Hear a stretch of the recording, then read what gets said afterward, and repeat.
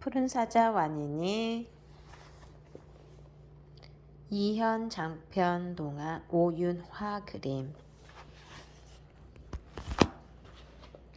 완인이는 떠났다. 엄마들의 눈길이 느껴졌지만 돌아보지 않았다. 풀숲을 가로질러 우산나무 숲을 지나 은갈의 강을 건넜다. 낯선 땅에 들어서고 나서야 비로소 뒤를 돌아보았다. 마디바의 영토가 고요한 달빛에 휩싸여 있었다. 달을 품은 초원. 초원의 동물들은 마디바의 영토를 그렇게 부르곤 했다. 완인이의 고향이었다. 완인이의 할머니들과 엄마들과 형제 자매들이 있는 곳이었다. 완인이는 그곳에서 나고 자랐다. 그 밖의 세상은 몰랐다. 그런데 두 번 다시 그곳으로 돌아갈 수 없게 되었다. 어디에도 갈 수 없다는 뜻이었다. 완인이는 그저 걸었다. 어디로 가는지 모른 채 쉼없이 다리를 움직였다. 얼마를 걸었는지 어디에 있는지도 몰랐다. 그러다 지쳐서 그대로 풀숲에 쓰러지고 말았다. 새벽이 밝아오고 있었다. 사냥에 나선 맹수들의 울음소리가 사방에서 울려 퍼졌다. 그러나 완인이의 밝은 귀는 아무것도 듣지 못했다. 완인이는 넋을 잃은 듯 걷다가 벼랑간 풀썩 쓰러져 정신을 잃듯 잠이 들었다. 얼마 뒤 누런 흙먼지를 일으키며 자동차 한 대가 빠르게 다가왔다. 초원에 있는 사자연구소 연구원들이 탄 자동차였다. 여자가 완인이 근처에 차를 세웠다. 마디바 무리의 새끼 사자 맞지? 조수석에 앉은 남자가 창밖을 내다보며 고개를 끄덕였다. 맞아, 이제 막 한 살을 넘겼지 않아?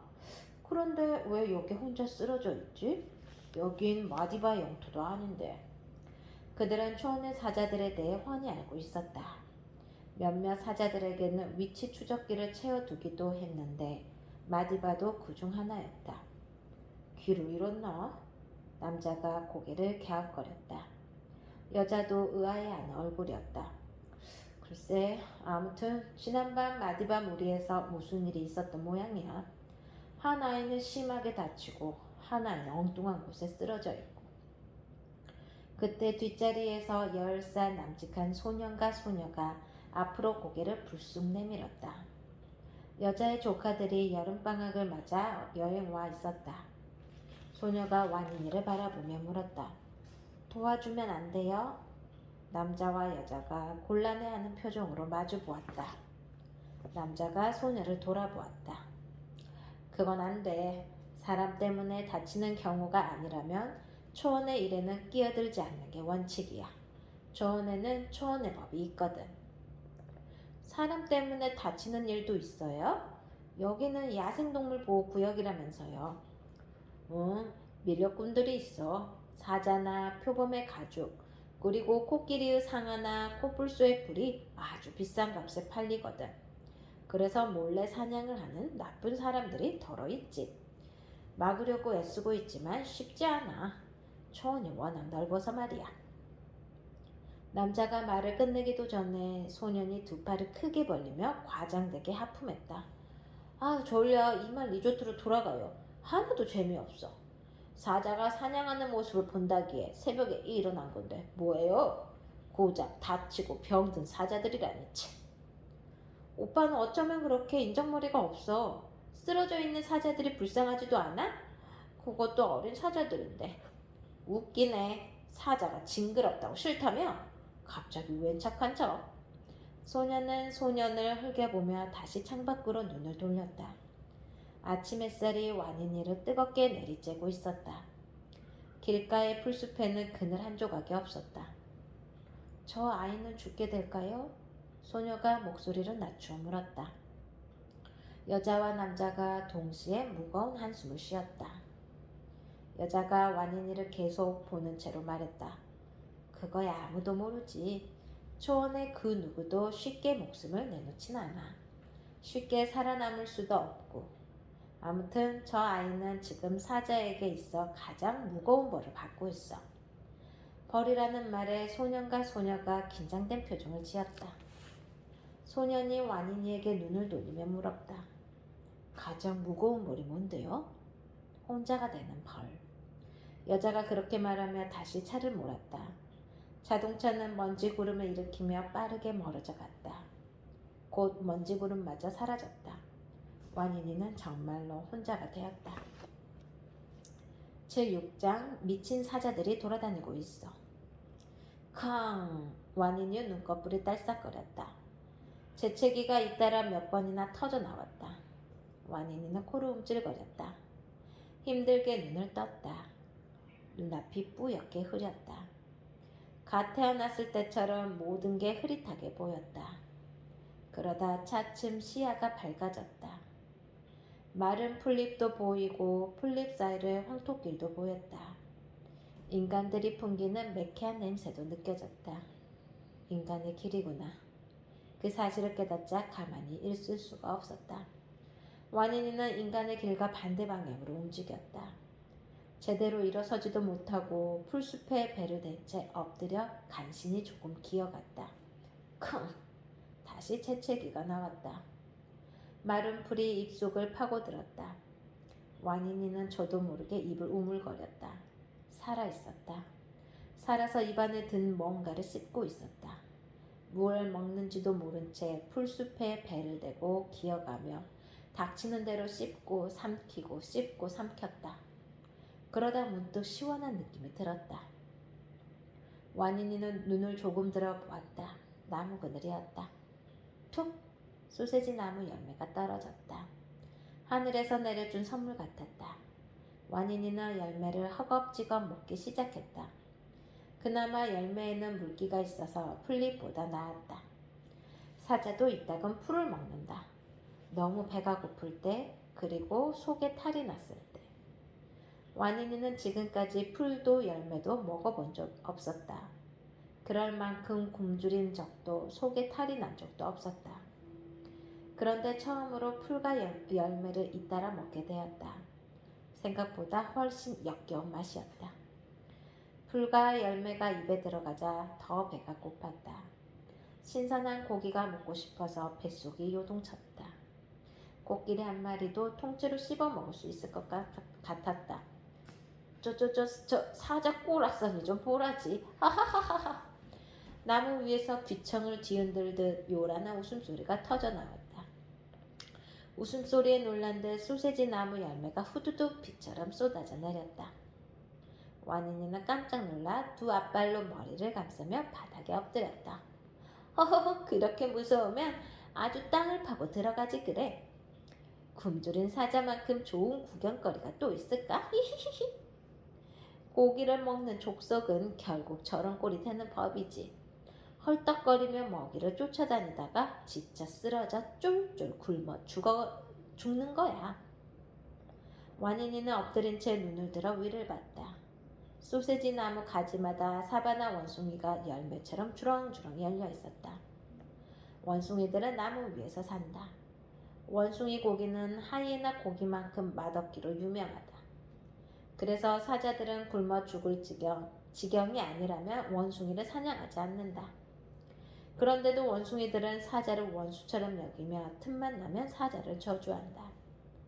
보름달이 뜰 때마다 사자의 멸종을 위해 다 같이 기도한다는 소문마저 있었다. 물론 사자들이 듣지 않는 곳에서만. 그런데 지금 사바나 원숭이들이 대놓고 사자를 조롱하고 있었다. 원숭이 따위가 감히. 그것도 고작 사바나 원숭이 따위가. 완인이는 제 눈과 귀를 믿을 수가 없었다. 크앙! 있는 힘을 다해 포효하며 앞발로 소세지 나무를 세게 쳤다. 아니, 세게 치려 했다. 하지만 그저 툭 치는 꼴이었다. 사바나 원숭이들이 나뭇가지를 흔들어대며 또 한바탕 웃어 젖혔다. 완인이는 벌떡 일어섰다. 눈앞이 빙빙 돌았지만 이를 악물고 걸음을 뗐다. 원숭이들의 조롱을 받으며 엎드려 있을 수는 없었다. 차라리 하이에나의 먹이가 되는 편이 나았다. 하지만 얼마 가지 못해서 다시 풀숲에 쓰러지고 말았다. 목이 마르고 배가 고팠다. 먹이가 제 발로 걸어와 주지 않는다면 이대로 쓰러져 죽을 것 같았다. 그런데 한 무리의 임팔라들이 완인에게 몰려오고 있었다. 암사자라면 임팔라쯤 혼자서도 거뜬히 잡는다. 앞발로 한 대 치기만 해도 임팔라는 그대로 쓰러진다. 그만큼 덩치도 작고 힘도 약하며 무엇보다 겁이 너무 많다. 사자가 한 대 치기도 전에 지레 겁을 먹고 정신을 잃는 일도 많다. 와니니는 앞발을 세우며 힘겹게 몸을 일으켰다. 그러자 임팔라들이 문득 걸음을 멈추었다. 와니니에게서 딱 한 걸음 떨어진 자리였다. 맨 앞에 선 임팔라가 고개를 갸웃하며 말했다. 아직 안 죽었네? 와니니는 그만 다시 털썩 엎드렸다.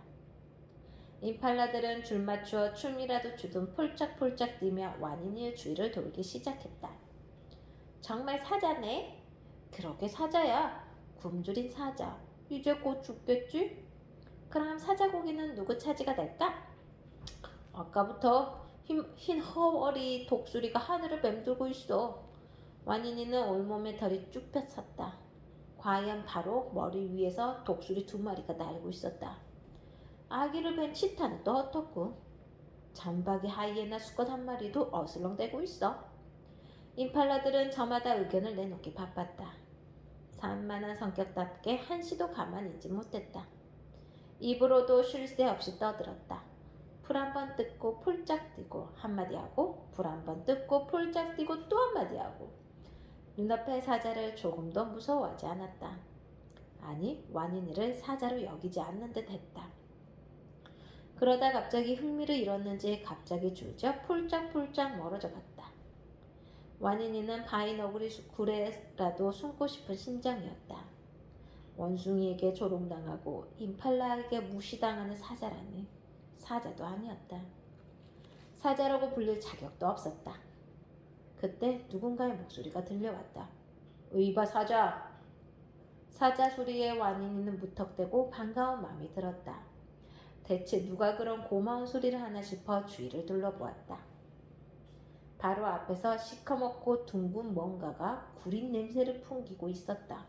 똥이었다. 비켜! 똥 뒤에서 새똥구리가 고개를 쑥 내밀며 투덜거렸다. 초원에서 사자에게 가장 건방지게 구는 족속이 바로 곤충들이었다. 코끼리조차 사자를 꺼리는데 곤충들은 사자 따위 알게 뭐냐는 식이다. 사자 이빨이 아무리 날카로운들 모기를 물 수 없고 소문난 암사자를 한들 파리를 추격할 재주는 없기 때문이다. 새똥구리는 그 중에서도 콧대 높기로 유명하다. 초원의 모든 똥을 치우는 역할을 맡고 있다는 자부심이 강하다. 그런 자신들의 가치를 아무도 몰라준다는 생각에 초원의 모든 동물들을 미워한다. 자신들이 일을 하지 않는다면 초원의 꼴이 대체 어찌 되겠냐고 협박을 일삼기도 한다. 사실 그건 몹시 곤란한 일이 될 것이다. 그래서 초원의 모든 동물들은 심지어 사자도 새똥구리를 건드리지 않는다. 건방지게 굴어도 그냥 모른 척 넘어간다. 그러나 와니니의 경우는 달랐다. 굶어 죽게 되는 어린 사자는 새똥구리가 아니라 진드기라도 사냥할 수 있었다. 초원의 꼴이 어찌되건 일단 자신의 배를 불리는 게 우선이었다. 그것이 발톱에 뗄만한 새똥구리 1마리라 해도. 와니니의 굶주린 눈빛을 보고서 새똥구리가 사태를 파악했다.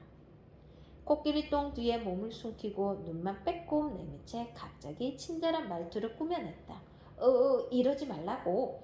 예쁘장하게 생긴 사장님이 왜 이럴까? 잠깐만. 보아하니 몹시 배가 고픈 모양인데 내가 좋은 정보를 알려줄게. 바로 내 뒤에 타조알이 하나 떨어져 있어. 와니니는 입안 가득 침이 고였다. 타조알을 먹어본 적은 없지만 그건 풀과 열매보다 훨씬 나은 먹이가 분명했다. 하지만 타조를 생각하자 겁이 났다.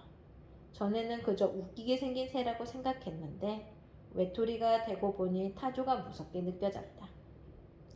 임팔라에게도 얕보이는 사자에게 타조는 맹수나 다름없었다. 새똥구리가 그런 생각을 읽은 듯 덧붙였다. 걱정 마, 타조는 없어. 타조 알만 있다니까. 아마도 엄마 타조가 알을 둔 자리를 잊었나 봐. 사자 아가씨도 알지? 타조의 건망증이란 정말. 사실 와니니는 처음 듣는 얘기였다. 아무튼 타조는 없고 타조알만 있다면 망설일 이유가 없었다. 새똥구리가 지나온 길로 휘청거리며 달려갔다. 과연 타조알이 풀숲에 떨어져 있었다. 껍질이 워낙 단단해서 깨트리는데 애를 먹었지만 결국에는 성공했다. 껍질까진 몽땅 먹어치우고 나니 좀 기운이 났다. 살았다는 생각이 들었다. 그제야 완인이는 정신이 들었다. 고개를 들어 주위를 둘러보았다. 어딘지 알 수 없는 낯선 풀숲이었다. 그곳에서도 어김없이 밤이 찾아와 하늘에는 달이 떠 있었다. 마디바의 영토에서 보았던 달이었다. 살아서 다시 볼 수 없을 줄 알았는데 알았던 바로 그 달이었다. 어느덧 오늘이 가고 내일이 다가오고 있었다. 랄라 엄마의 말이 옳았다. 오늘을 열심히 보내자 내일이 왔다. 그것이 초원의 법이었다. 아우 아우. 완인이는 달이 뜨는 곳을 향해 소리 높여 울었다. 엄마들이 그리웠다.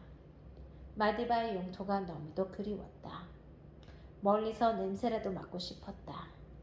긴 울음을 토해내고서야 깊이 숨을 들이마셨다. 그 순간 온몸에 털이 쭈뼛 곤두섰다. 위험한 냄새가 느껴졌다. 치타였다. 좀 떨어진 풀숲에 치타가 도사리고 앉아 완인이를 빤히 보고 있었다. 완인이의 예민한 코가 멀리 있는 치타의 냄새까지 알아챘던 것이다.